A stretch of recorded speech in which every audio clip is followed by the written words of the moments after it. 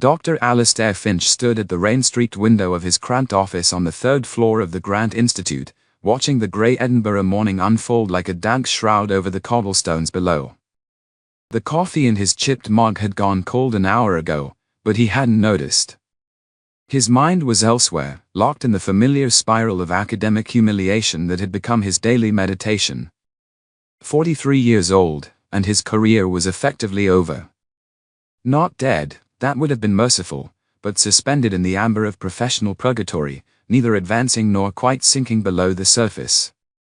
The other faculty members still nodded politely when they passed him in the corridors, but their eyes carried that particular blend of pity and embarrassment reserved for colleagues who had committed the cardinal sin of being publicly, spectacularly wrong. Tectile crystallization. Even the name sounded ridiculous now, though it had once rolled off his tongue with the confidence of a man who believed he was reshaping geological science. The theory was elegant, revolutionary even, that certain crystalline structures within metamorphic rock could actually influence tectonic activity, creating feedback loops that traditional plate tectonics couldn't explain.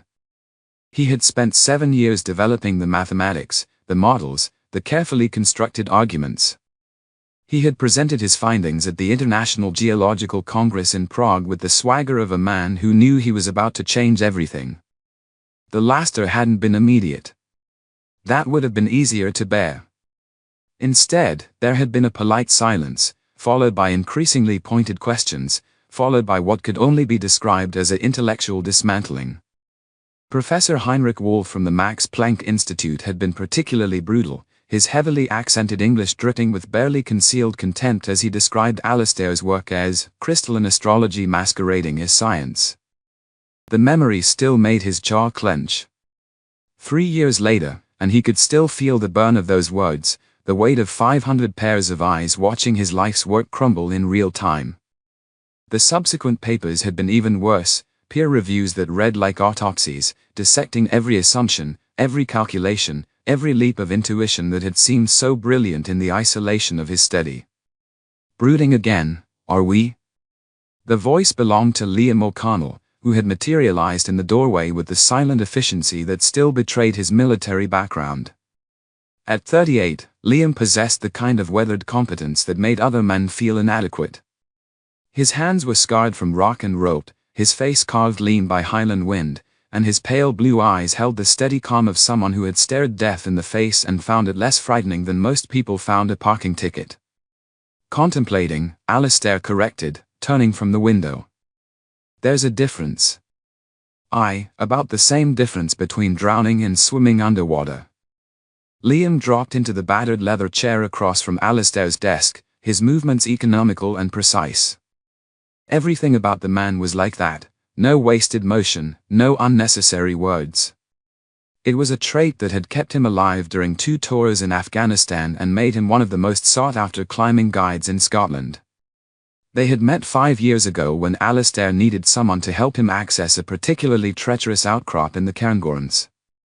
Most guides would have taken his money and forgotten him, but Liam had been genuinely curious about the work, asking intelligent questions about rock formation and mineral composition. More importantly, he hadn't laughed when Alastair explained his theories. He hadn't agreed either, Liam was too practical for that, but he had listened with the kind of respectful attention that Alastair's colleagues had long since withdrawn. I found something, Alastair said without preamble. Something that might vindicate everything. Liam raised an eyebrow but said nothing. He had learned to recognize the manic gleam that occasionally flickered in Alastair's eyes, the same look that had probably convinced him to present his theories in Prague before they were ready. Alastair pulled out a geological survey map, the paper crackling as he spread it across his desk. The northwestern highlands spread before them in topographical lines and elevation markers, a landscape of ancient violence frozen in time. His finger traced a route through Glen Coe, past Loch Katrine, into the remote wilderness where the roads dwindled to hiking trails and the trails faded into suggestion. Here, he said, tapping a region marked only as uncharted terrain. 12 miles northeast of Ben Nevis, in the shadow of Sgurr Dub Moor. There's a cave system that's never been properly explored. Never been explored for good reason, I'd wager. Liam leaned forward, studying the map with professional interest. That's nasty country up there. The weather turns murderous without warning, and the rocks unstable.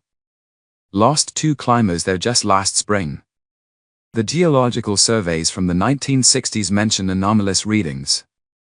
Magnetic interference, unusual mineral deposits, temperature variations that don't match the elevation or seasonal patterns.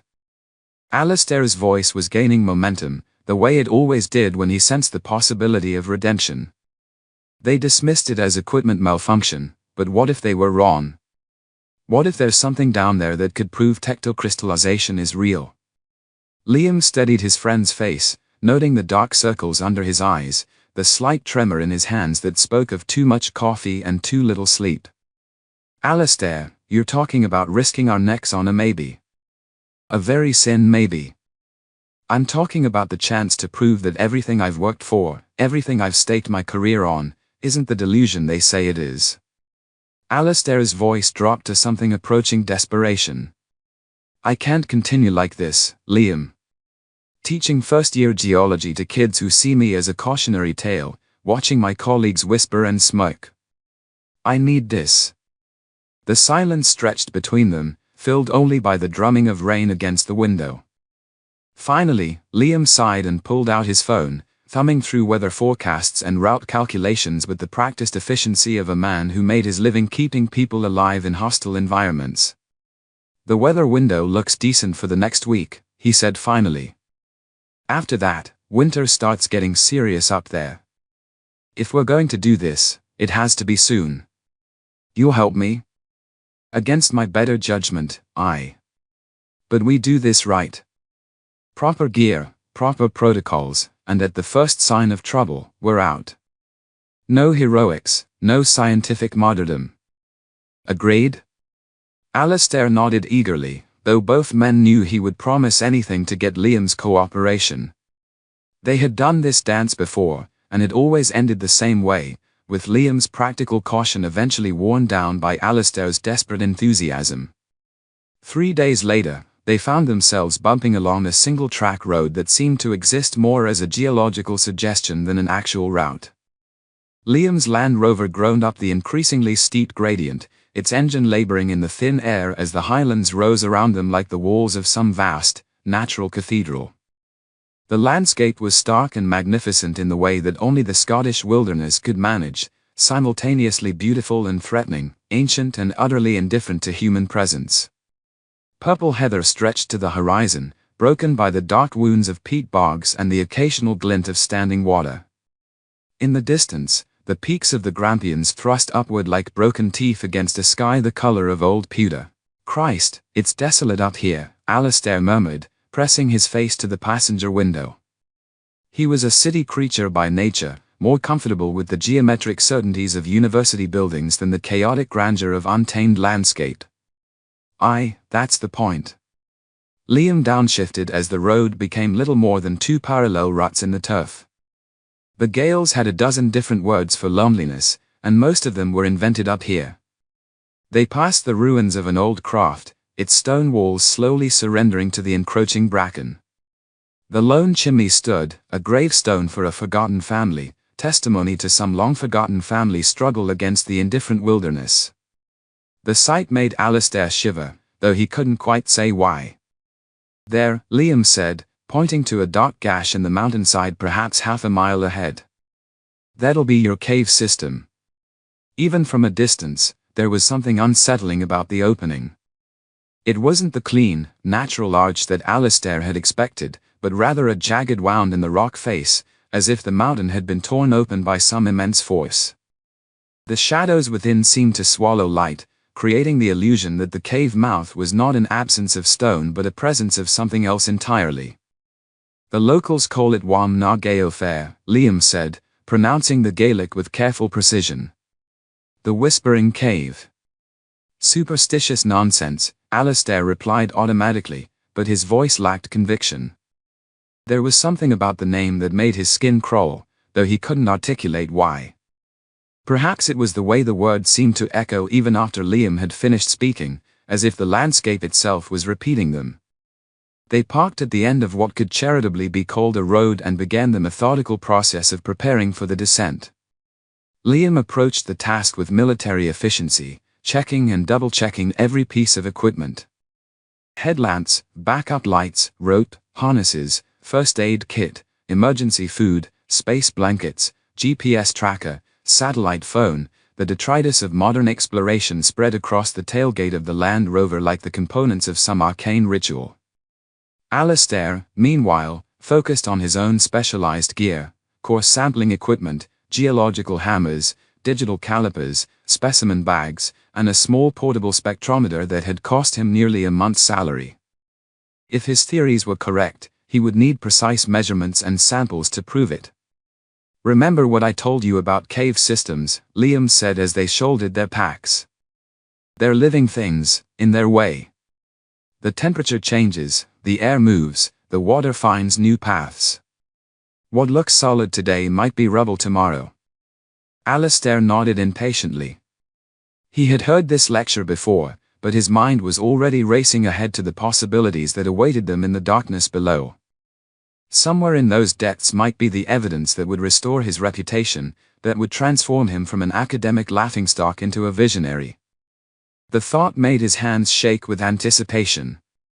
The approach to the cave mouth was more treacherous than it had appeared from the road.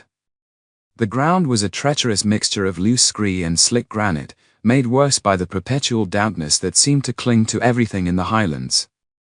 Each step required careful consideration, and more than once Alistair found himself grabbing for Liam's steadying hand as his city-soft legs betrayed him on the unforgiving terrain. Up close, the cave entrance was even more unsettling. The opening was roughly oval, perhaps 8 feet wide and 10 feet high, but its edges were strangely smooth, as if the rock had been melted rather than carved by natural forces. The stone itself was darker than the surrounding granite, shot through with veins of what looked like black quartz that seemed to absorb rather than reflect their headlamp beams. "Well, that's not natural," Liam observed, running his hand along the smooth perimeter of the opening. "Looks almost machined." "Glacial action can create some remarkable formations," Alistair replied, though even as he spoke the words, he doubted them. He had seen plenty of glacier-carved rock, and this wasn't it. This looked deliberate, purposeful in a way that made his academic mind rebel against the implications. The smell was the first thing that hit them as they approached the threshold, not the clean, mineral scent of normal limestone caves, but something organic and strange. It reminded Alistair of the basement of the Natural History Museum, where they kept the specimens that were too old or too strange for public display. There was decay in it, but also something else, something that made his sinuses burn and his eyes water. "Are you sure about this?" Liam asked, though he was already adjusting his headlamp and checking his rope. Despite his reservations, he would follow Alistair into hell if necessary. It was a loyalty that Alistair had never quite understood but had long since stopped questioning. "I'm sure," Alistair replied, stepping into the darkness. The temperature drop was immediate and brutal. Where the outside air had been merely cold, the cave atmosphere was actively hostile, a damp chill that seemed to seep through their clothing and settle into their bones. Their breath came out in visible puffs, and within minutes, Alistair could feel his fingers growing stiff inside his gloves. The cave floor was surprisingly level, covered with a fine layer of what looked like ordinary sediment but felt wrong underfoot, too soft, too yielding, as if they were walking on something that had once been alive. Their footsteps made no echo, swallowed by the oppressive silence that seemed to press against their eardrums like a physical weight. "Acoustic properties are unusual," Alistair noted, speaking more to break the silence than to convey information. His voice sounded flat and muffled, as if the cave was actively absorbing the sound waves. It's too quiet," Liam agreed. "Even for a dead cave system, this is wrong. Should be dripping somewhere, or air movement, or something." They moved deeper, their headlamp beams revealing a passage that seemed to follow no logical geological pattern. The walls were a mixture of familiar highland granite and that strange, dark-veined rock they had noticed at the entrance.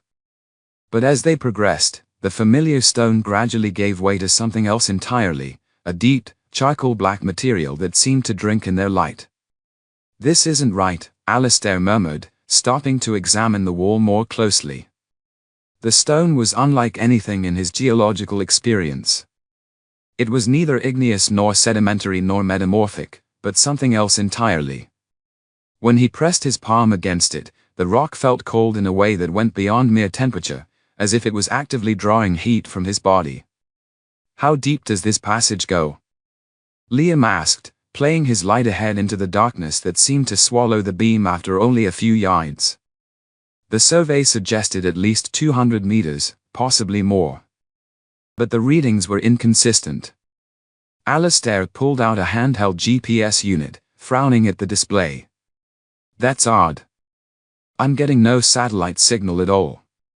We're not that deep underground."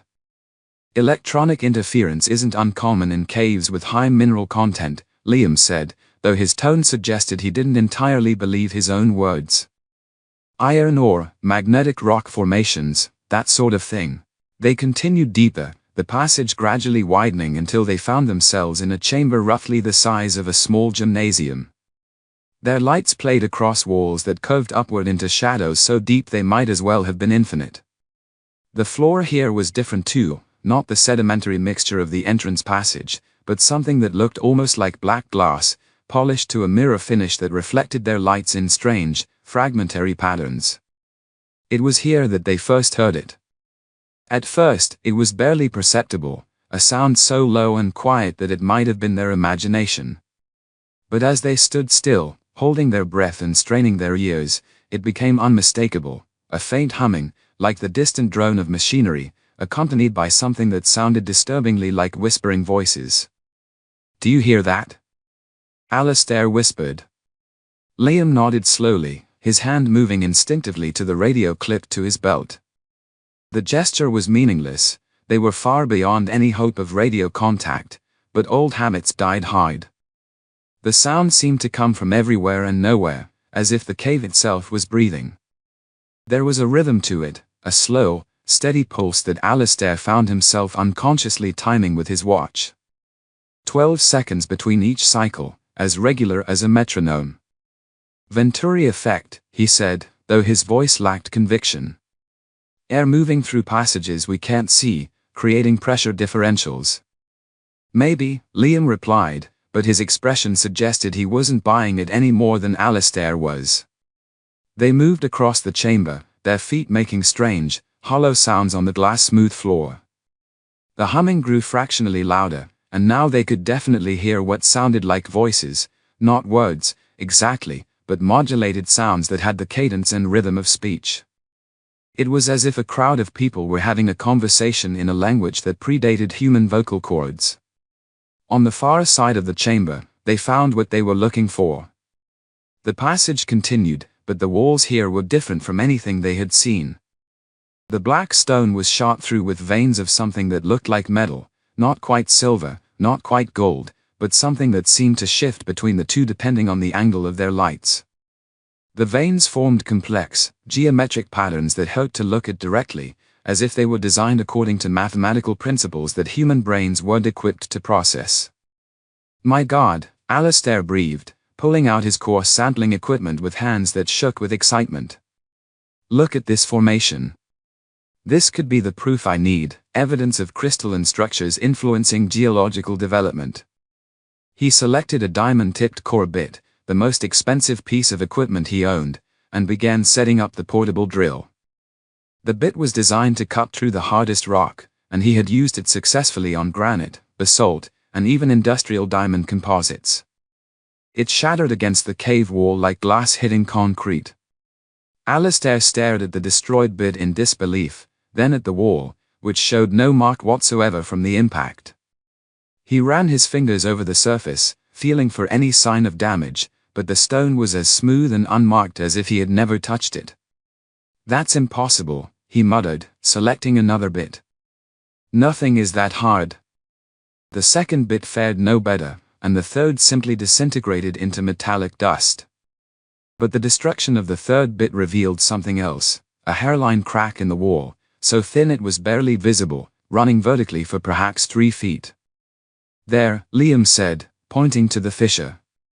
"What's that?" Alistair pressed his face close to the crack, peering into the darkness beyond. The fissure was narrow, perhaps an inch at its widest point, but it seemed to extend deep into the rock. When he held his breath and listened carefully, he could swear the humming and whispering sounds were coming from the other side of the wall. "It's a natural fissure," he said, though even as he spoke, he knew it wasn't true. The edges of the crack were too smooth, too precise. They looked almost surgical, as if something had deliberately cut through the stone with impossible precision. "Like a surgical scar on the mountain," Liam observed, unconsciously echoing Alistair's thoughts.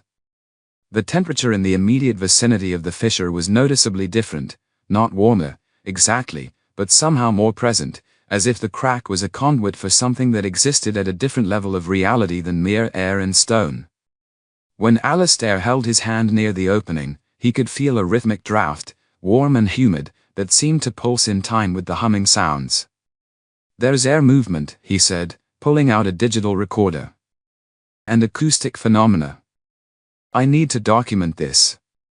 He set the recorder to its highest sensitivity and held it close to the fissure. For several minutes, they stood in silence, listening to the strange symphony of sounds that seemed to emerge from the depths of the earth. The whispering voices were clearer here, forming complex harmonies that rose and fell like music composed according to alien mathematics. When Alistair played back the recording, however, they heard only white noise and a strange, rhythmic clicking, like a Geiger counter measuring radiation. The beautiful, terrifying sounds that had surrounded them in the cave seemed to exist only for unassisted human ears. "Equipment malfunction," Alistair said, though his voice was uncertain. He had used this recorder dozens of times without incident. "Maybe," Liam replied, but his hand was resting on the handle of his climbing axe, and his eyes kept darting to the shadows at the edges of their light. "Or maybe some things aren't meant to be recorded."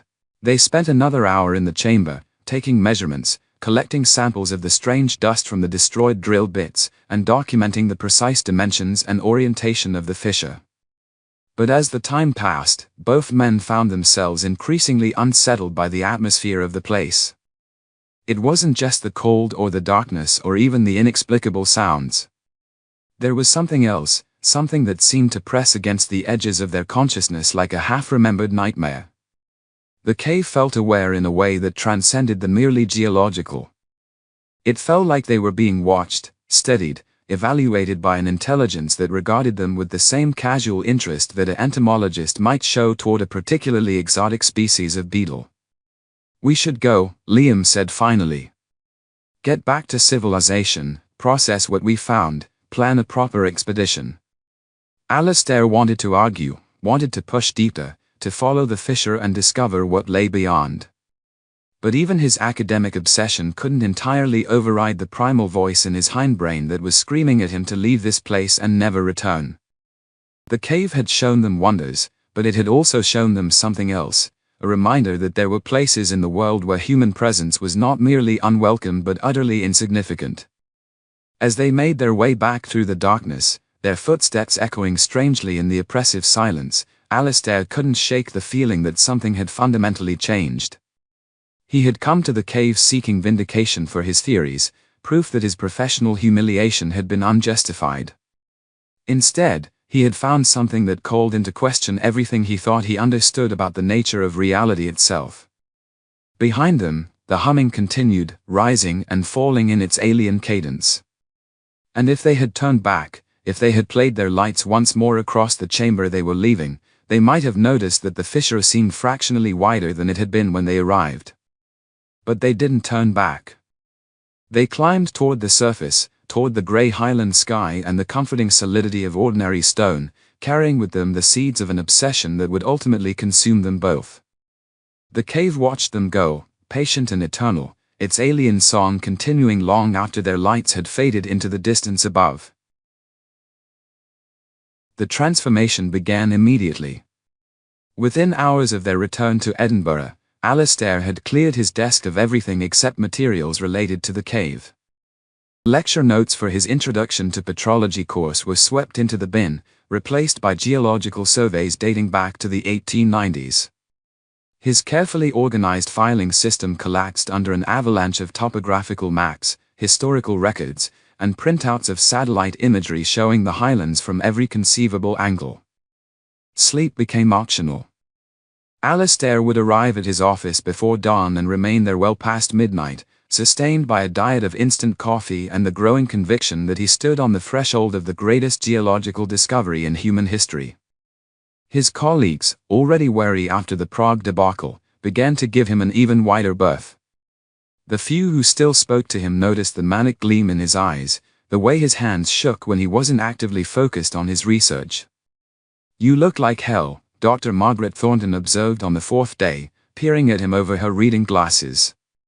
Margaret was one of the few faculty members who still treated him with something approaching professional courtesy, perhaps because her own research into prehistoric climate patterns had occasionally strayed into controversial territory. "I look like a man on the verge of vindication," Alastair replied, not looking up from the 19th century parish records he was examining. The handwritten entries were nearly illegible, but he had become expert at deciphering the faded inked and cramped script of long-dead clergymen. "You look like a man who hasn't slept in a week." Margaret moved closer, studying the chaos of his desk with professional concern. "What are you working on? Maybe I can help." "Nothing you'd be interested in. Just following up on some anomalous readings from the Highlands." The lie came easily now. He had been deflecting questions about his research for days, unwilling to share his discovery until he had more concrete evidence. The scientific community had humiliated him once, he wouldn't give them the opportunity to do it again until he was absolutely certain of his ground. But certainty was proving elusive. The more he researched the area around Scottish Moor, the more disturbed he became. The historical record was peppered with references to the region that made no geological sense. A survey from 1847 described unnatural emanations from the mountainside. A Victorian climbing expedition had reported strange lights and sounds that drove them back from what they called the Devil's Own Chimney. Most disturbing of all was a report from a Royal Army Corps of Engineers team in 1943, documenting their investigation of what they termed acoustic anomalies of potential military significance. The report was heavily redacted, but what remained was troubling. The engineers had detected subsonic frequencies inconsistent with known geological phenomena, and electromagnetic disturbances suggesting the presence of refined metals or artificial structures. The investigation had been abruptly terminated after what the report euphemistically described as an incident resulting in the temporary psychological incapacitation of survey personnel. Alastair had spent an entire afternoon trying to track down surviving members of the 1943 expedition, but the few he could locate either refused to speak about their experiences or claimed to have no memory of the events described in the report.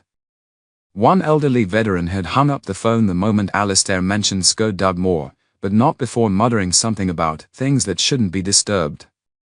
The folkloric evidence was even more unsettling.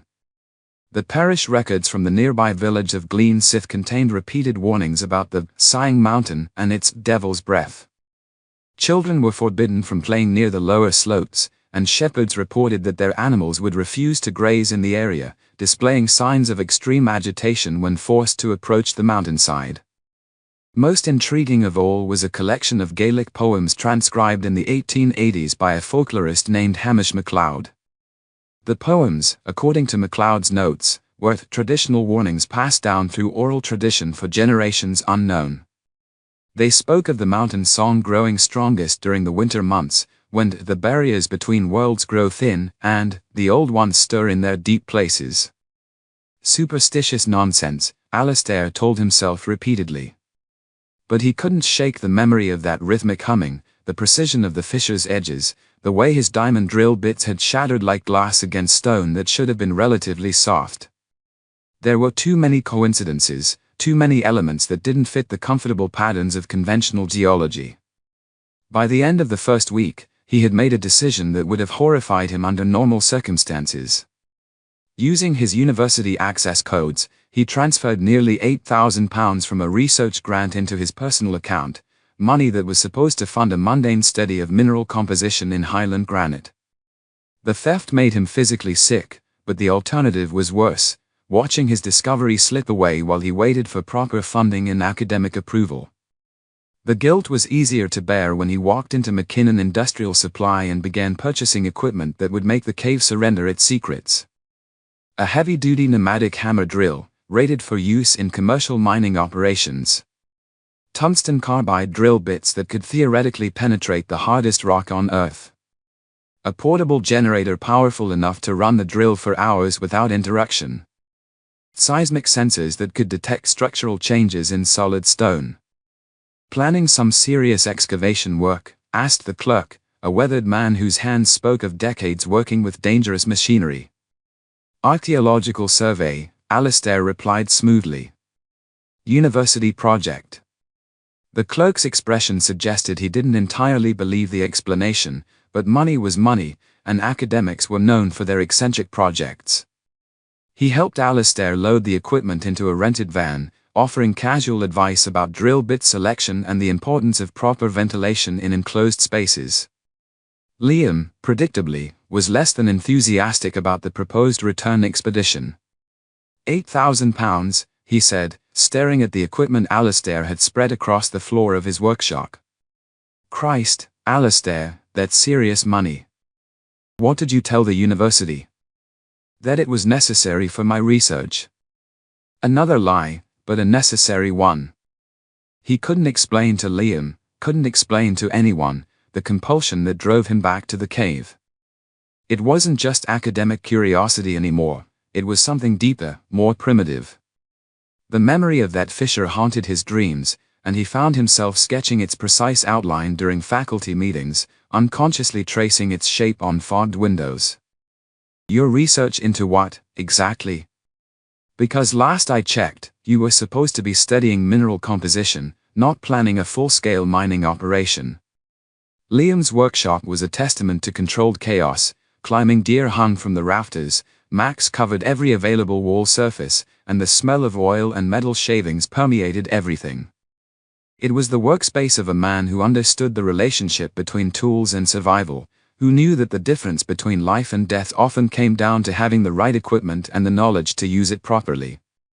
I found references to similar formations in other locations, Alistair said, launching into the explanation he had rehearsed. Geological anomalies that suggest a previously unknown type of metamorphic process. If I'm right, this could revolutionize our understanding of how the Earth's crust responds to pressure and heat. It wasn't entirely a lie.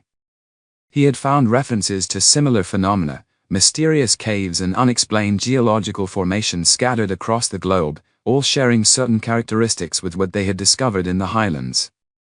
But the patterns he was beginning to recognize weren't the stuff of conventional geology textbooks. They suggested something far more disturbing, that the Earth itself might be host to structures and processes that human science had never imagined. And if you're wrong? Liam asked.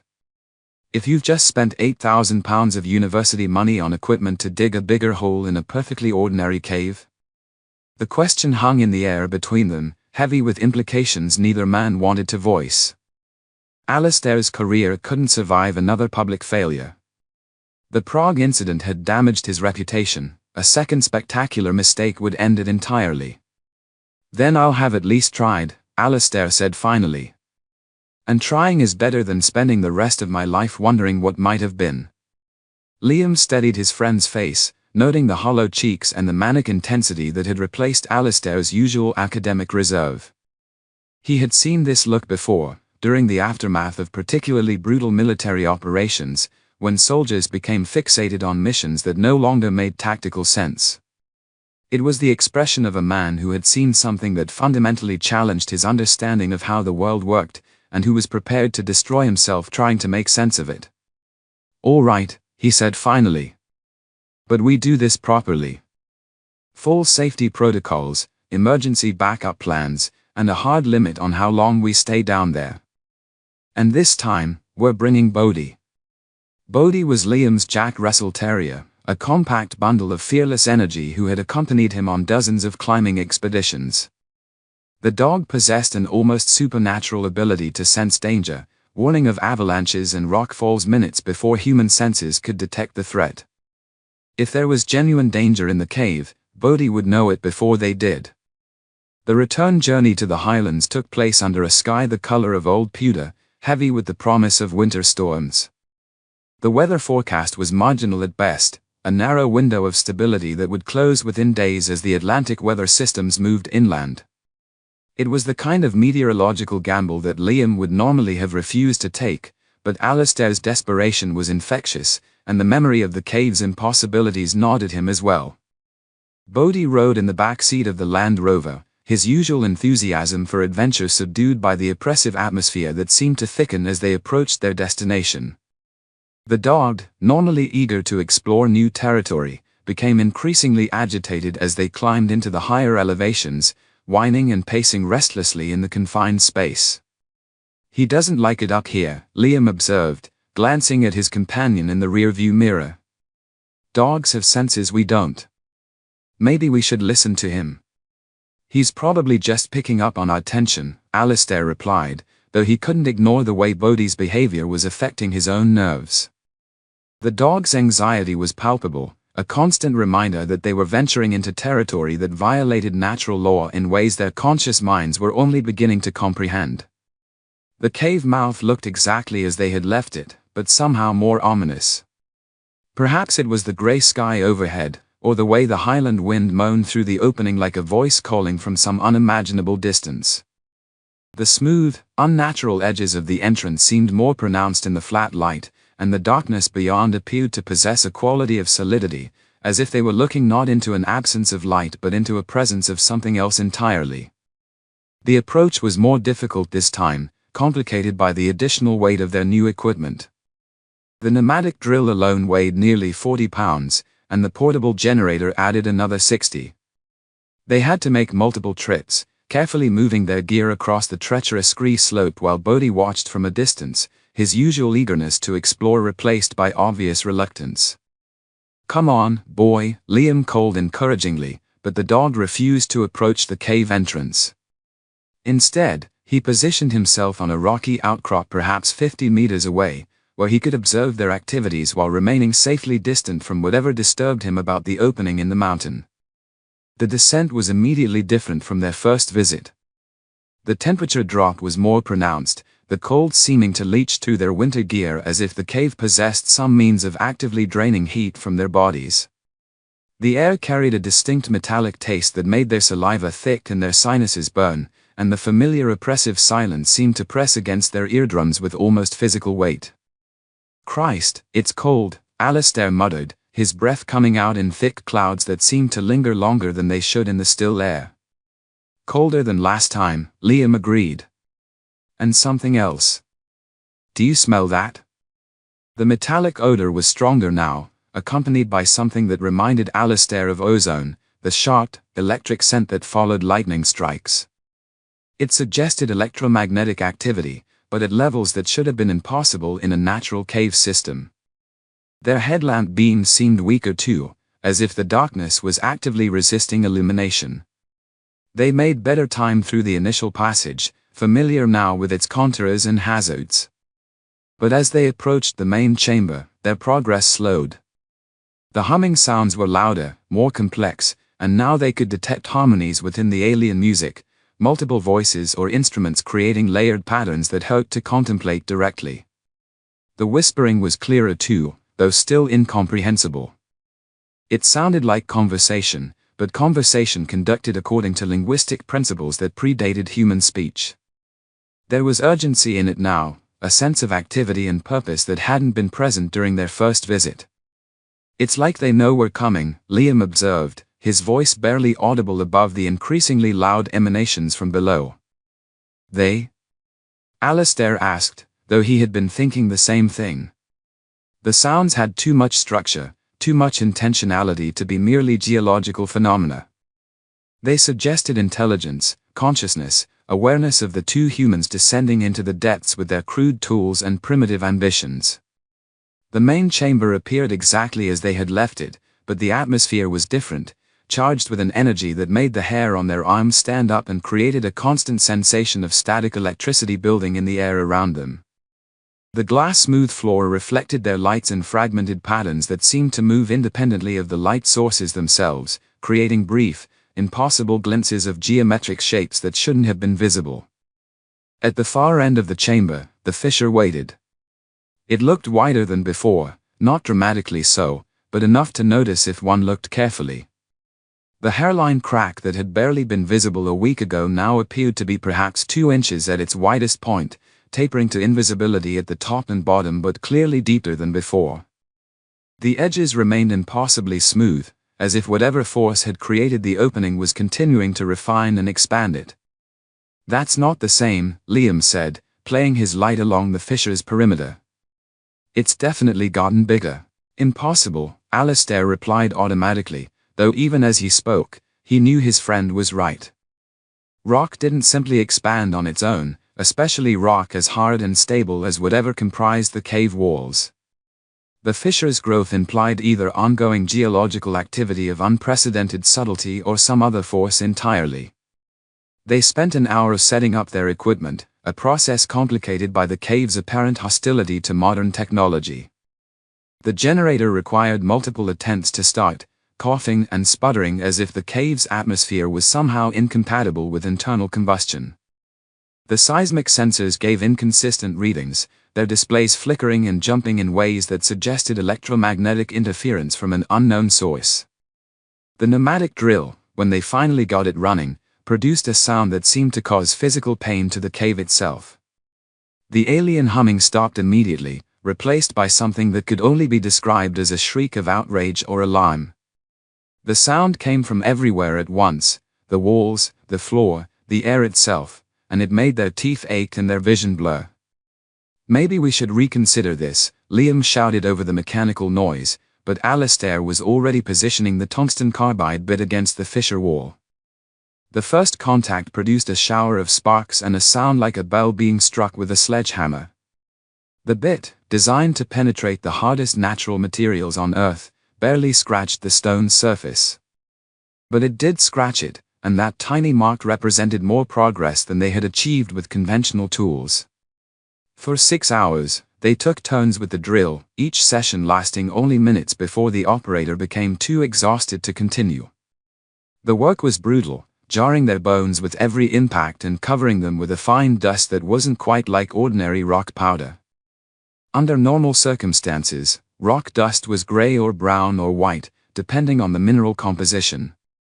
This dust was black, shot through with veins of that same metallic substance they had seen in the cave walls, and it seemed to shimmer with its own internal light. Worse, the dust had effects on human physiology that made no sense from a geological perspective. It burned their skin where it settled, causing red welts that itched intensely.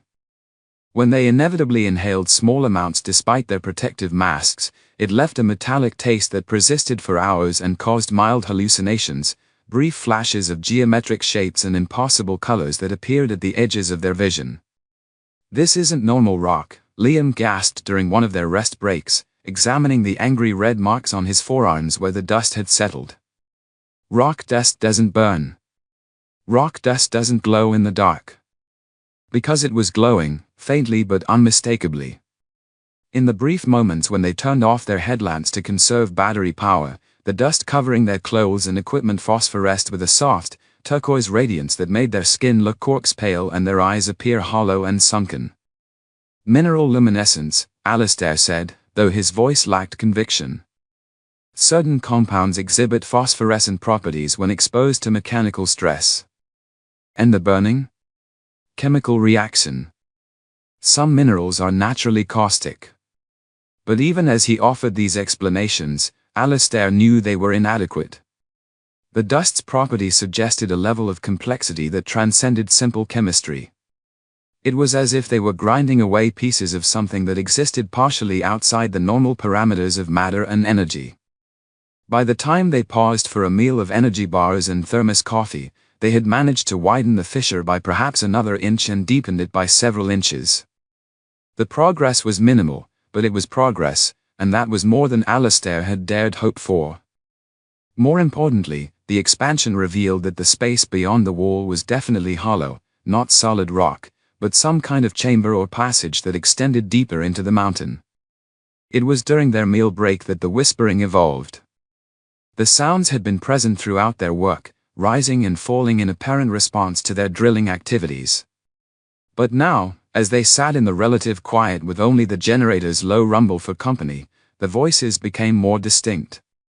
Not comprehensible, the language, if it was language, operated according to principles that human vocal cords couldn't reproduce, but structured in ways that suggested meaning, purpose, intention. And underneath the whispers, barely perceptible but definitely present, was something else.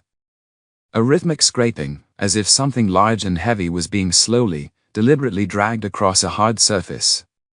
The sound seemed to come from very far away, but also from very close, as if it originated from the other side of the cave wall but was somehow traveling through dimensions of space that didn't follow Euclidean geometry.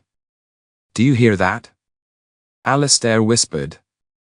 Liam nodded, his hand moving instinctively to the climbing axe at his belt. The scraping had a quality of purposefulness that was more disturbing than any random geological noise. It sounded like movement, like something large and determined making its way through spaces that weren't designed for human comprehension. "We should finish up and get out of here," Liam said. "This place is getting to me." But Alastair was already reaching for the drill, driven by a compulsion that had moved beyond simple scientific curiosity into something approaching religious fervor. The fissure was so close to being wide enough for them to see through, to discover what lay on the other side of the impassable wall. The thought of leaving now, when they were on the verge of the greatest discovery in human history, was unbearable. "One more session," he pleaded. "Just to see if we can get a clear view of what's beyond."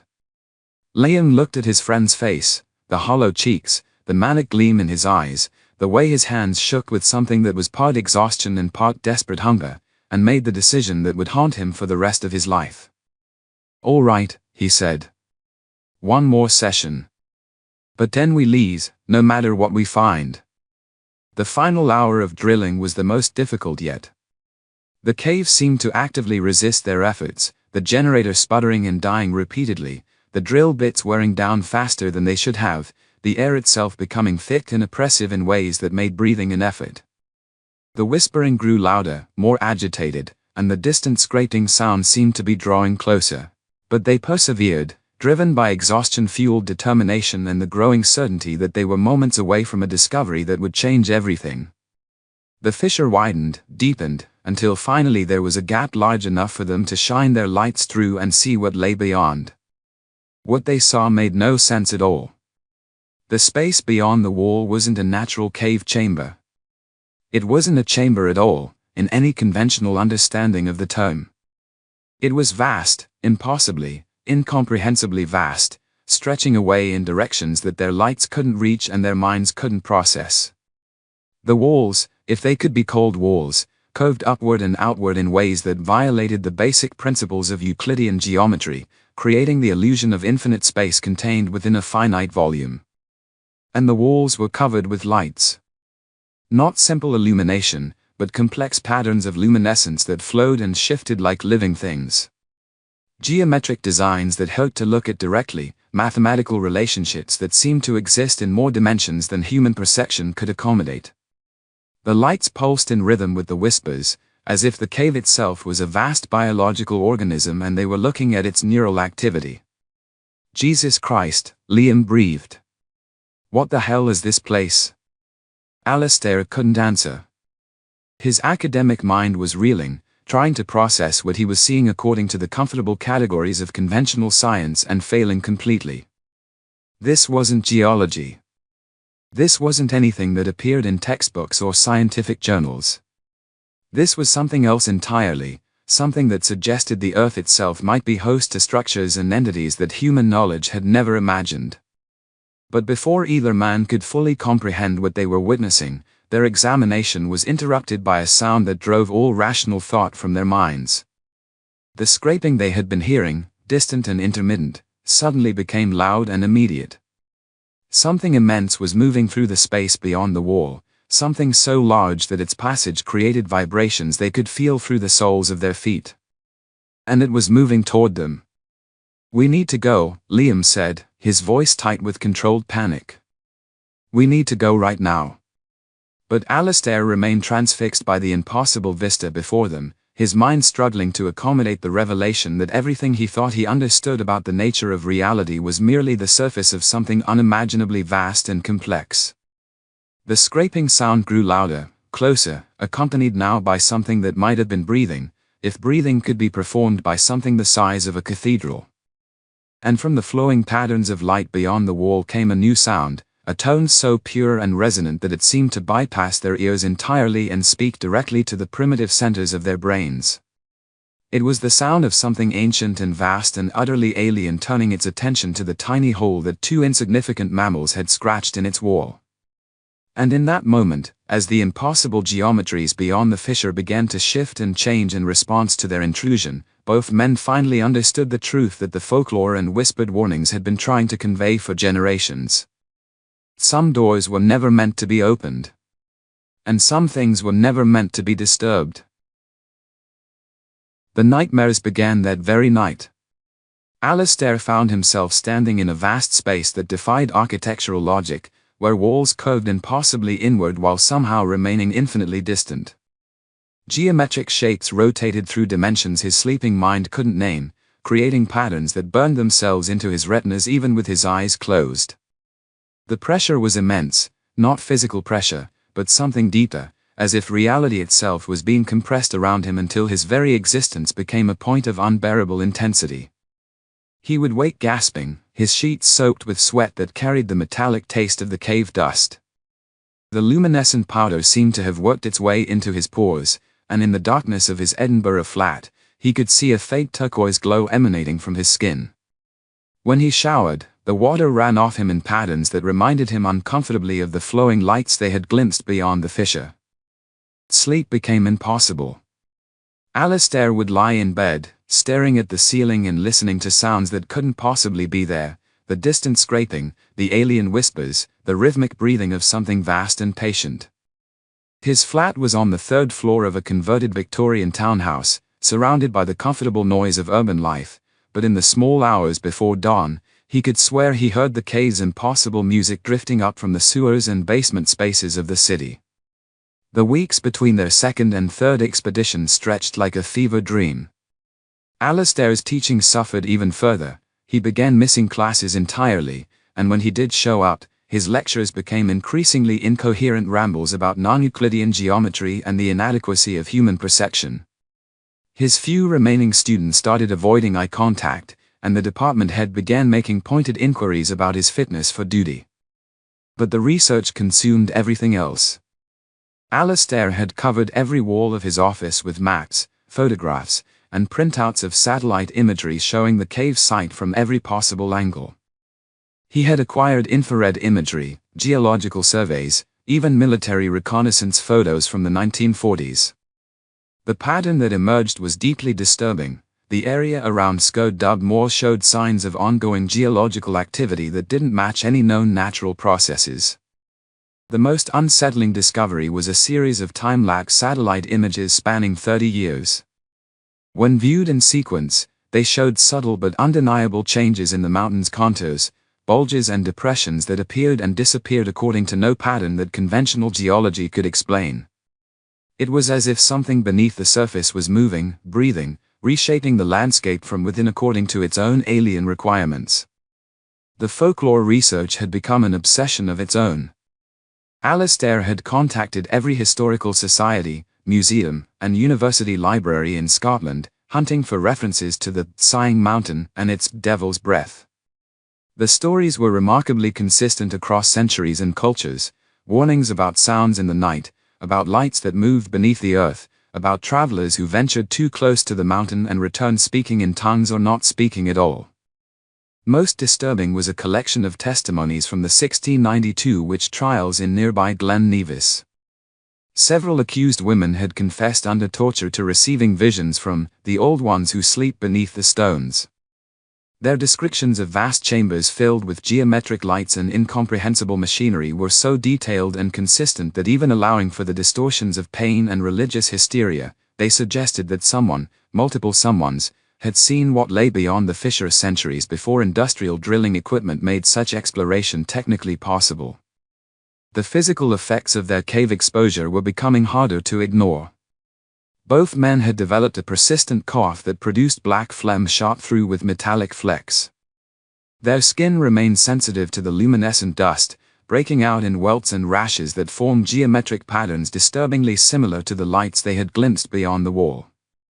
Most unsettling of all, they had both begun experiencing what could only be described as sensory spillover, brief moments when they could hear the cave's whispers in the silence of ordinary rooms, or see the flowing geometric patterns in the corner of their vision when looking at blank walls. Liam, to his credit, tried to be the voice of reason. He had moved through the initial weeks with the methodical efficiency that had kept him alive in combat zones, treating their cave experience as just another mission that had gone sideways and needed to be analyzed, understood, and filed away. But as the physical and psychological effects mounted, his military composure began to crack.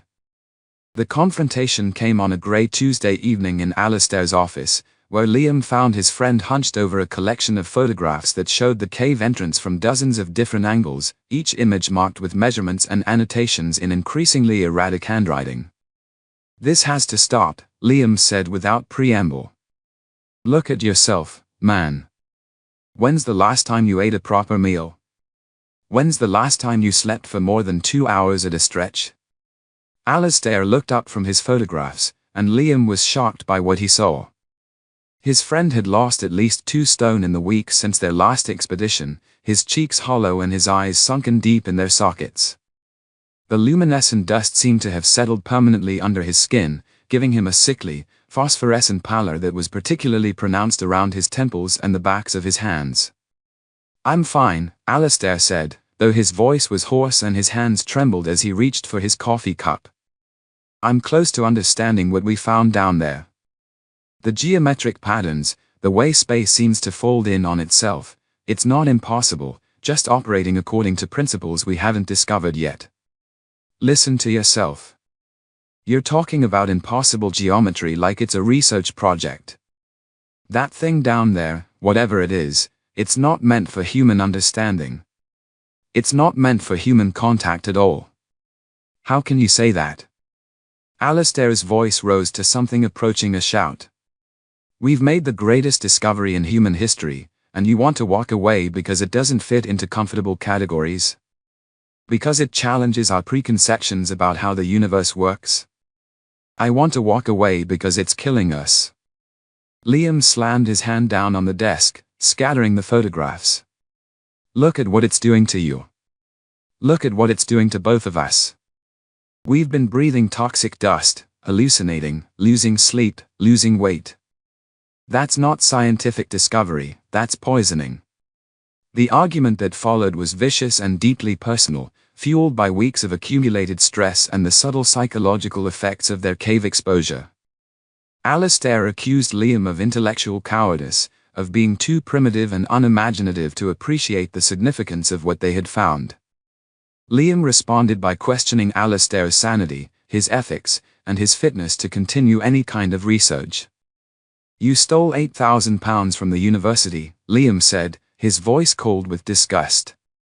"You lied to me, you lied to your colleagues, and you're lying to yourself if you think this obsession is about scientific discovery. This is about ego. This is about proving you were right all along, regardless of the cost. And what if I was right?" Alistair shot back. "What if everything I theorized about tectocrystallization was just the surface of something infinitely more complex?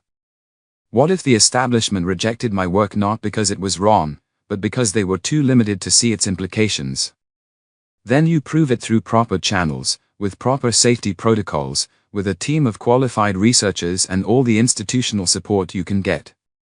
You don't steal money and drag your friends into underground death traps because you're too proud to admit you might need help." The friendship very nearly ended that night. Liam left the office convinced that Alistair had crossed a line from which there was no return, that his friend had become so obsessed with vindication that he was willing to risk lives, including his own, for the chance to be proven right. For 3 days, they didn't speak, and Liam began making arrangements to return Alistair's equipment and wash his hands of the entire enterprise. But on the 4th day, Alistair appeared at Liam's workshop with a bottle of expensive whiskey and an expression of such desperate vulnerability that all of Liam's carefully constructed anger evaporated in an instant. "I need your help," Alistair said simply. "Not as a guide, not as muscle, but as a friend. I can't do this alone, and I can't not do it. That thing down there, it's been calling to me. In my dreams, in the spaces between thoughts. I know how that sounds, I know what it suggests about my mental state, but it's real. It's been trying to communicate, and I think I'm starting to understand what it wants." Liam poured 2 generous glasses of whiskey and settled back in his chair, studying his friend's face with the clinical attention he had once reserved for evaluating wounded soldiers. "Tell me. The patterns of light we saw, they're not random. They're linguistic, mathematical, informational. It's trying to teach us something, to show us something that human science has never imagined. The geometry isn't impossible, it's just operating in dimensions we don't normally perceive. And the thing itself, I don't think it's hostile. I think it's curious. I think it's been waiting for us to evolve enough intelligence to make contact. And you think we have? I think we're close. I think that's why the fissure is widening, why the activity has been increasing. It's preparing to make full contact, and we have the opportunity to be there when it happens. To be the first humans to establish communication with a truly alien intelligence." The whiskey helped, as did the familiar environment of Liam's workshop, surrounded by the practical tools of survival and the comforting evidence of human competence in hostile environments. Slowly, carefully, Alistair laid out his theory, not the fevered rambling of an obsessed academic, but a methodical analysis of their experiences that was both terrifying and strangely compelling. The entity beyond the fissure, whatever it was, seemed to exist partially outside normal spacetime. That would explain the impossible geometries, the way their lights and instruments behaved strangely in its vicinity, the sense of being observed by something that operated according to different physical laws. It was trying to establish communication through the only means available: direct neural stimulation, dream imagery, and the manipulation of local reality to create patterns that human minds might eventually learn to interpret. "It's not trying to hurt us," Alistair concluded. "It's trying to educate us.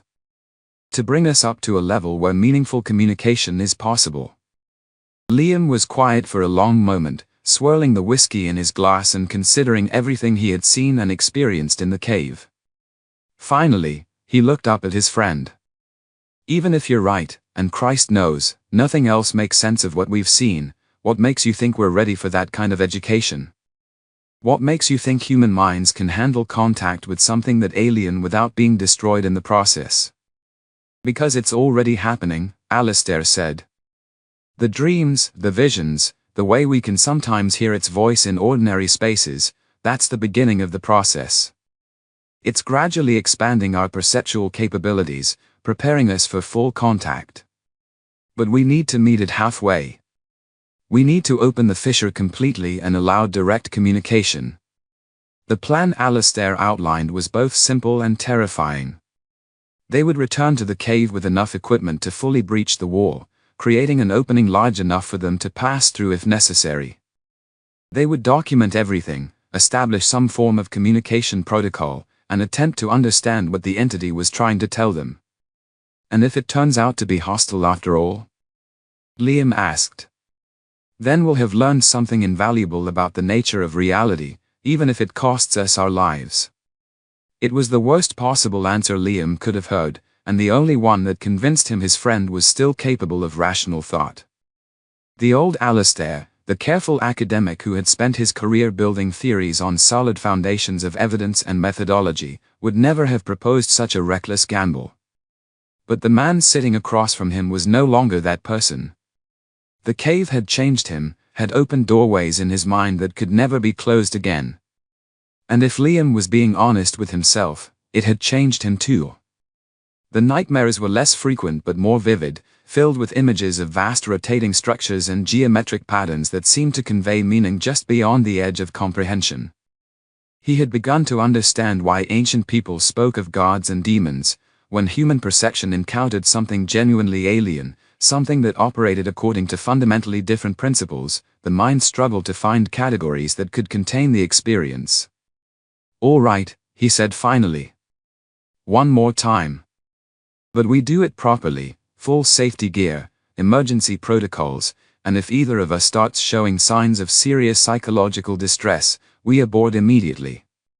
"Agreed. And this time we leave Bodhi at home. Whatever's down there, I don't want him exposed to it." Alistair nodded, though privately he suspected it was already too late for all of them. The entity's influence was spreading, following them back to the surface world and gradually preparing them for the contact that seemed increasingly inevitable.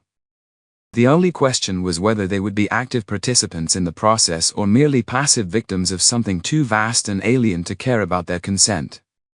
The third expedition began on a morning when the highland sky was the color of old iron and the wind carried the promise of snow.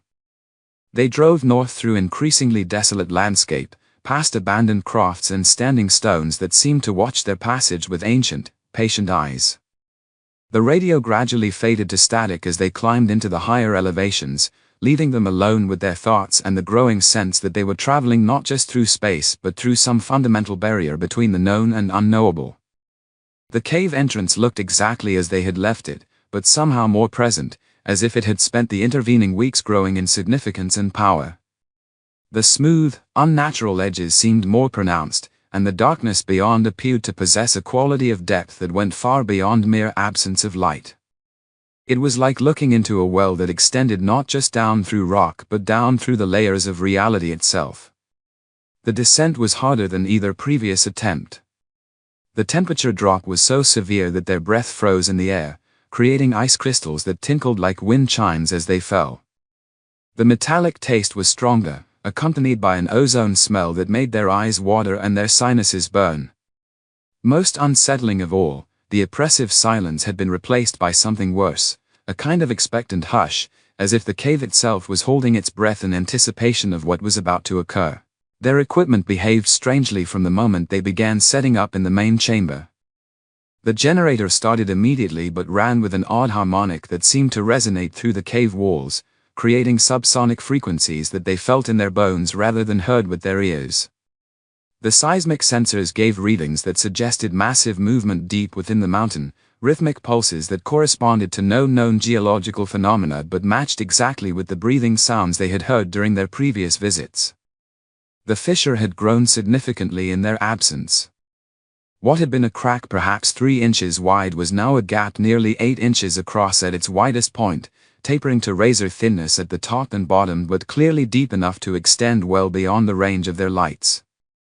The edges remained impossibly smooth, as if whatever force had created the opening continued to refine and perfect its work during their absence. And the lights beyond were brighter, more active, pulsing in complex patterns that seemed to respond to their presence. As they approached the opening, the geometric displays on the far side became more intense, more urgent, as if the entity was attempting to communicate through increasingly desperate visual signals. "It knows we're here," Alistair whispered, his voice barely audible over the harmonic resonance from their generator. "Aye," Liam replied. "The question is, what does it want?" They didn't have to wait long for an answer. As they began the delicate process of widening the fissure with their drilling equipment, the cave around them began to change in ways that transcended mere geology. The wall started to emit a faint phosphorescence, similar to the glow from the dust but orders of magnitude more intense. The glass-smooth floor became translucent, revealing complex patterns of light flowing beneath its surface like luminous blood through transparent veins. Most disturbing of all, the space itself began to exhibit properties that violated basic physical laws. Distances became fluid, objects that should have been 10 feet away appeared to be within arm's reach, while their own hands seemed to stretch away from them across impossible gulfs. The very air acquired a thick, viscous quality that made movement feel like swimming through liquid light. "This isn't right," Liam said, his voice distorted by the strange acoustic properties of the transforming chamber. "The space is changing around us." "It's adapting," Alastair replied, his eyes bright with fevered excitement. "It's modifying local reality to facilitate communication." "This is exactly what I theorized. The entity operates in higher dimensions, and it's temporarily expanding our three-dimensional space to create an interface zone." But even as he spoke, both men could feel the terrible weight of something vast and alien turning its attention fully upon them. The geometric patterns beyond the fissure intensified to painful brightness, and new sounds began to emerge from the depths, not the whispers and breathing they had heard before, but something that might have been laughter, if laughter could be performed by something the size of a mountain and composed of living mathematics. Their lights began to fail, not through any mechanical malfunction but as if the photons themselves were being absorbed by the increasingly strange properties of the local space. The darkness that crept in around the edges of their vision wasn't empty, it was full of moving shapes, geometric forms that rotated through dimensions their eyes couldn't track, creating brief glimpses of structures so vast and complex that looking at them directly caused immediate vertigo and nausea. "We should go," Liam said, though his voice sounded far away and distorted, as if spoken through layers of water or time. "This is beyond anything we can handle." But Alastair was transfixed by what he was witnessing, the breakdown of physical laws, the manifestation of something that existed primarily in conceptual rather than material form. This was vindication on a scale he had never dared imagine, proof that reality was far stranger and more malleable than conventional science had ever suspected. And then, in a moment that would replay in both men's minds for the rest of their lives, all of their lights died simultaneously. The darkness that followed wasn't merely the absence of illumination, it was a presence, a thing in itself, possessed of weight and texture and malevolent intelligence. It pressed against them from all sides, exploring the contours of their bodies and minds with invisible tendrils that left them feeling violated and exposed. They couldn't see, couldn't breathe properly, couldn't even be certain which direction was up or down in the fluid, impossible geometry of the transforming chamber. But then, just as panic began to overwhelm rational thought, a new light appeared. It came from beyond the fissure, soft and turquoise and utterly unlike any illumination they had ever seen. It wasn't reflected or refracted light but something that seemed to bypass their eyes entirely, painting images directly onto their visual cortex. And what it revealed was the most beautiful and terrifying sight in human experience. The space beyond the wall wasn't a cave or chamber or any kind of natural formation. It was the interior of something vast and alive, a structure that combined organic curves with geometric precision in ways that suggested intelligence so far beyond human comprehension that any attempt at contact was like an ant trying to discuss philosophy with a quantum physicist. The walls, if they could be called walls, pulsed with veins of living light, carrying information in patterns so complex that watching them for more than a few seconds caused immediate sensory overload. And moving through this impossible space, approaching their tiny breach in its protective wall, was something that their minds simply refused to process accurately. They caught glimpses, an impression of immense size, of surfaces that reflected light in ways that suggested they existed in more than 3 dimensions, of what might have been eyes or sensors or something that served a similar function but operated according to entirely different principles. "Jesus Christ," Liam whispered, his voice barely human in its terror and awe. "What is that thing?" But before Alastair could attempt an answer, the entity beyond the fissure began to communicate. The first contact wasn't auditory or visual but something that bypassed their sensory organs entirely, speaking directly to the primitive centers of their brains in a language composed of pure concept and emotion. They experienced a flood of images, star charts showing constellations that didn't exist in any human astronomy, biological forms that combined plant and animal characteristics according to evolutionary principles never seen on Earth, mathematical relationships that described the underlying structure of reality itself.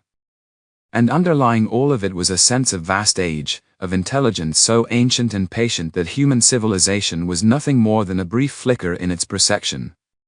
The entity had been watching, waiting, preparing for the moment when the crude creatures on the planet's surface evolved enough intelligence to make contact possible. That moment, it conveyed with casual certainty, was now. But the communication carried more than information, it carried judgment. The entity examined them with the detached curiosity of a researcher studying bacterial cultures, cataloging their biological processes, their mental capabilities, their primitive emotional responses.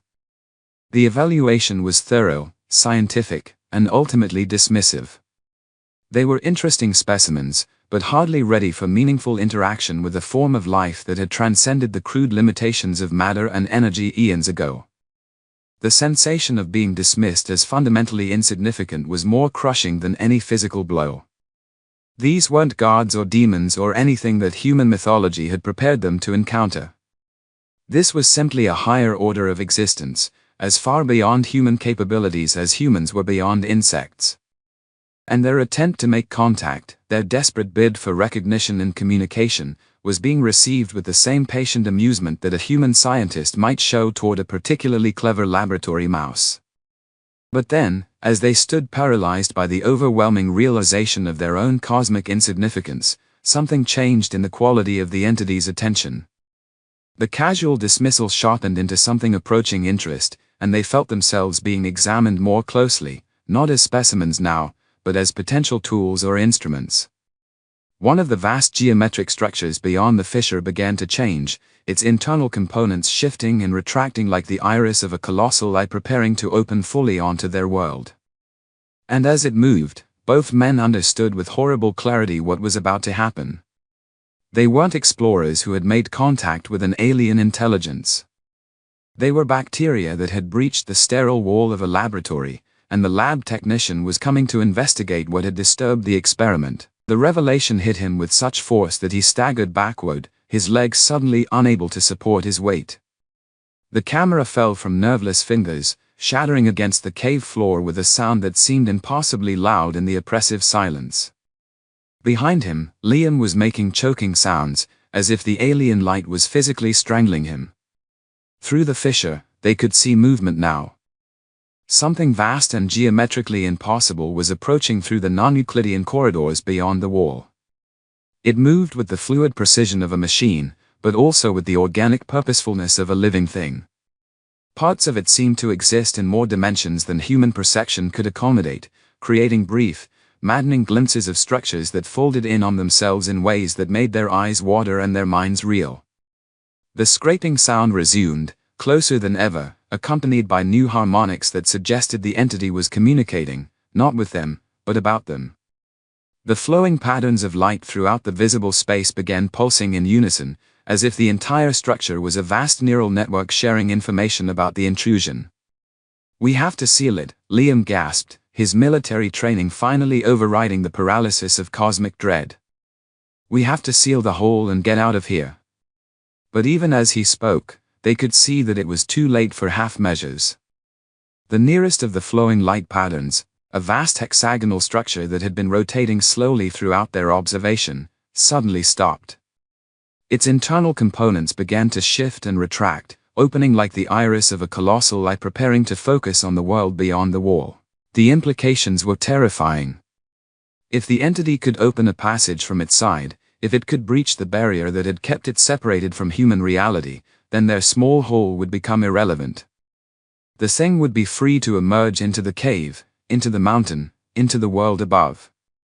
Alistair's mind, pushed beyond its breaking point by exhaustion and cosmic revelation, suddenly snapped into focus with crystalline clarity. The academic who had spent his career studying the slow, predictable processes of geological change was confronted with the immediate necessity of preventing a catastrophe that could reshape human reality in ways too terrible to contemplate. "The charges," he said, his voice suddenly calm and purposeful. "We brought explosives for clearing rubble." Liam stared at him in disbelief. They had indeed brought a small amount of commercial explosive-shaped charges designed for controlled demolition work, intended to clear any large debris that might block their progress. But using explosives in a confined underground space was incredibly dangerous, and using them near an entity of unknown capabilities was potentially suicidal. "You're talking about bringing down the entire cave system," Liam said.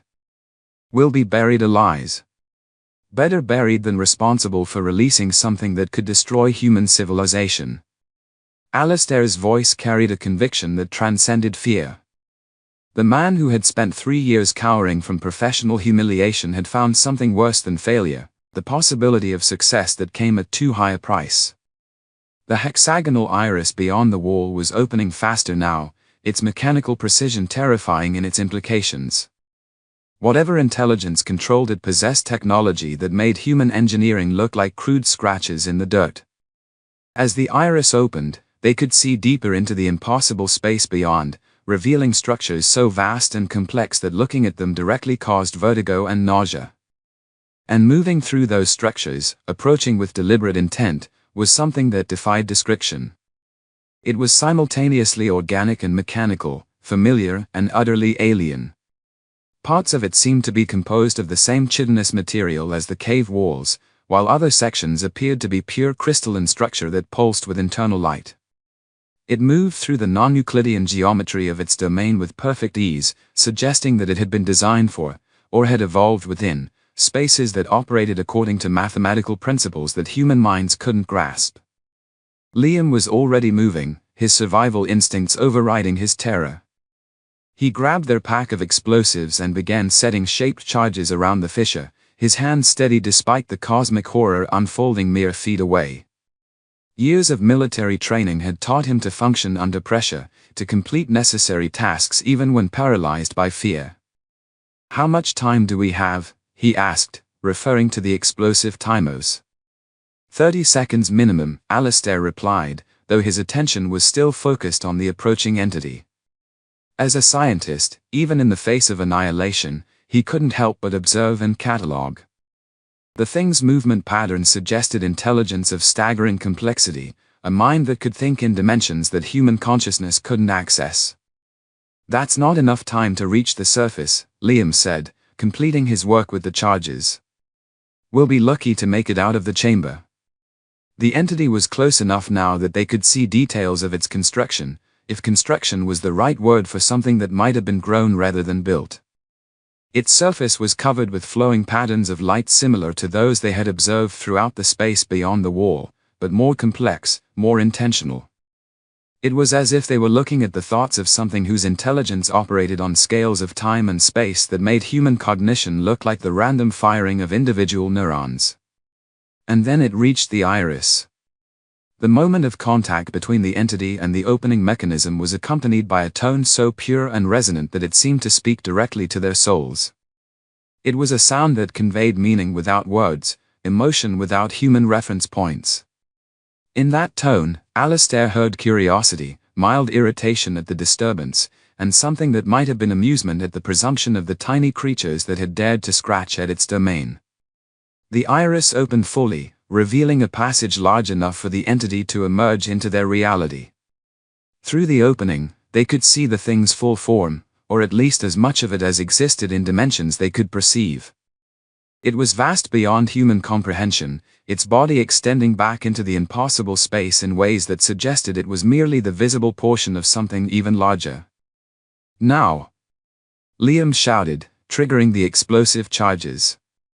The detonation in the confined space was overwhelming, a physical blow that knocked both men to the ground and filled the air with dust and debris. The sound was beyond hearing, a pressure wave that seemed to compress their entire bodies and leave their ears ringing with tones that would persist for days. But through the ringing and the chaos, they could hear something else, a sound of pain and surprise from the entity beyond the wall. The explosion had damaged more than just the cave wall, it had injured something that might have considered itself invulnerable to the crude tools of primitive life forms. The fissure was gone, sealed by tons of collapsed rock and the twisted remains of the iris mechanism. But the victory felt hollow, temporary. They had closed one passage, but who could say how many others existed? And they had definitely attracted the attention of intelligences that might not be content to remain hidden behind barriers of stone and time. As they struggled to their feet in the dust-filled air, coughing and disoriented, they could hear sounds from beyond the collapsed wall, not the organic breathing or mechanical scraping they had heard before, but something that sounded disturbingly like laughter.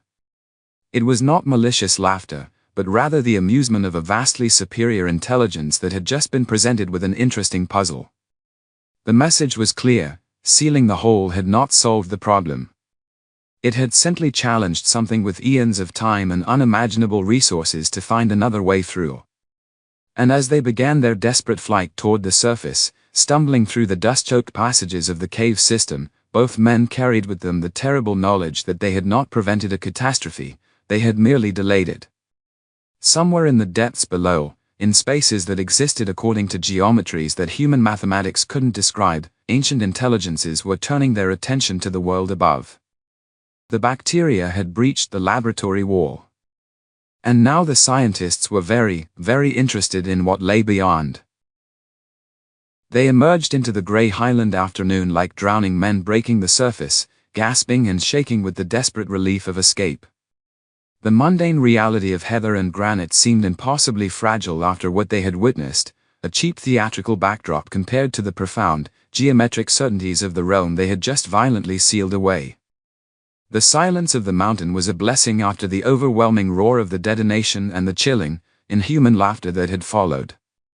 Bodhi was waiting exactly where they had left him, but the terrier's usual exuberance was gone. The dog approached them cautiously, whining low in his throat. He could smell something on them, not just the cave's metallic dust and the acrid scent of explosives, but something else. Something that marked them as having been in the presence of entities whose very existence violated the natural order. The drive back to the nearest town took place in a grim, shell-shocked silence. There was no discussion of going back, no desperate plan to reinforce the seal. They both knew the truth with sickening certainty. Their act of defiance hadn't solved the problem, it had merely made it personal. They had thrown a rock at a god's window, and now the god was awake, curious, and perhaps a little annoyed. The tons of rock sealing the fissure felt less like a barrier and more like a temporary bandage over a wound that festered with cosmic intelligence. In the weeks that followed, their lives began to unravel with the inexorable certainty of a controlled demolition. Alistair's attempts to document their discoveries resulted in papers that read like the ravings of a madman. How could he explain, in the precise language of academic geology, that they had encountered structures that violated the basic principles of Euclidean geometry? How could he describe entities whose brief, amused reaction to a high-explosive blast suggested a power that made human technology irrelevant? Within 3 months of their return, Alistair faced disciplinary hearings, professional censure, and the effective end of his academic career. Liam's descent was quieter but no less complete. He sold his climbing guide business without explanation, using the money to purchase a remote cottage on the western coast of Scotland, as far from the Highlands as he could manage. The cottage sat on a cliff overlooking the Atlantic, and Liam spent his days staring at the vast, empty horizon, finding a kind of peace in its emptiness. But even the ocean's depths couldn't wash away the memory of those impossible geometries, or the sound of that terrible, intelligent laughter. Alistair's final journal entry, written 6 months after their return, captured the essence of their shared trauma. The question that haunts me is not what we encountered, but what it means. I spent my career believing I understood the foundation of our world. I was wrong. Catastrophically wrong. The entities we disturb exist at a level of reality that makes our proudest achievements look like finger paintings. What terrifies me most is not their power, but their indifference. The laughter we heard, it wasn't malicious. It was the sound of a scientist watching a microbe react to a new stimulus. We are not enemies. We are bacteria. The fissure we sealed was a crack in the wall of their laboratory. Our explosion was not an act of war, it was a curious, unexpected variable in an experiment we can't comprehend. I pray that the rubble holds, not because I believe it can withstand their attention, but because I hope they will regard the collapsed passage as a minor structural issue, quickly forgotten. Our entire civilization, our arts and sciences, our wars and loves, all of it less significant to them than the movement of dust motes in sunlight. To whoever finds this, cherish your ignorance. Some doors, once opened, can never be truly closed. We have seen what lies beneath the thin veneer of reality, and the knowledge has poisoned everything. Pray, to whatever gods you worship, that the things we encountered in the darkness remain content to ignore the tiny, insignificant creatures that crawl across the surface of their ancient domain. Some doors should never be opened. We learned this too late. Alastair died 3 years later, his heart giving out under the strain of a burden too vast for one man to carry. Liam lasted 2 more years before walking into the Atlantic surf during a winter storm. His body was never recovered. Bodhi, the terrier, outlived them both, but until the day he died, he would sometimes wake in the night, hackles raised, growling at threats only he could perceive in the empty air. The cave remained sealed, choked with the rubble of their desperate act. Sometimes, hikers report strange sounds echoing from Skird Dug Moor, rhythmic humming that seems to emanate from the earth itself. The local authorities dismiss these as wind patterns interacting with the mountain's geology. They are almost certainly correct. Almost. But on certain nights, sensitive equipment in the region occasionally registers brief electromagnetic anomalies, pulses of energy that follow no known natural pattern, originating from deep within the mountain. The signals are too brief to analyze, too subtle to attract serious attention. Sometimes, though, in the small hours of the morning, the rhythm of the pulses sounds less like random interference and more like the slow, patient tapping of something testing a barrier. The patient, methodical work of an intelligence with all the time in the world, taking its time to solve an interesting structural puzzle that 2 insignificant mammals left behind. The seal holds. For now.